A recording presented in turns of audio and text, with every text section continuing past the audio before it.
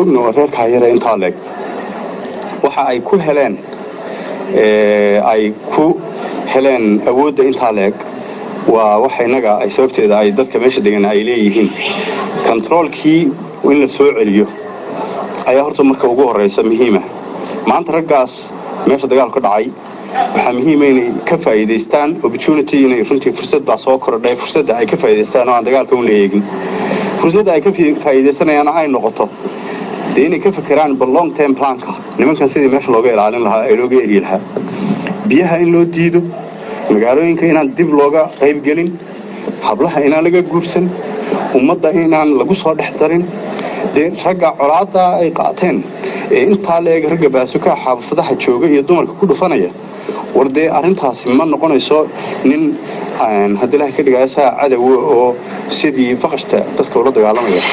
in haddana maxaan ku dhahdaa ama abti laga dhigtaa ama sidii laga dhigtaa ama hadda uu biyaha kula cabay suurto gelimayso wixii dambe waxaa muhiim ah in laga fikiro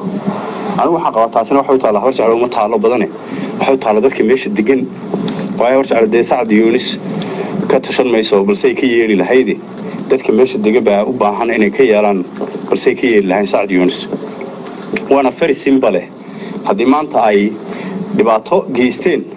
dhibaatadaas ay u geysan lahaayeen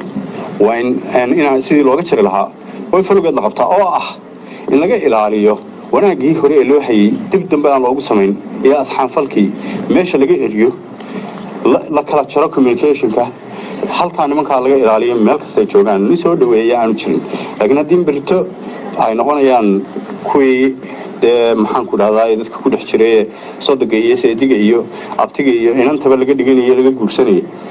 inuu aanu ma garanayo runtii say wax wanaag u dhacayo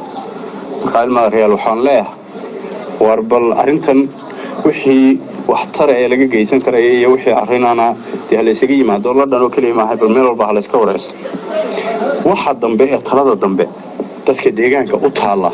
aad halooga fikiro oo ah war maxaynu ka yeelanaa nimanka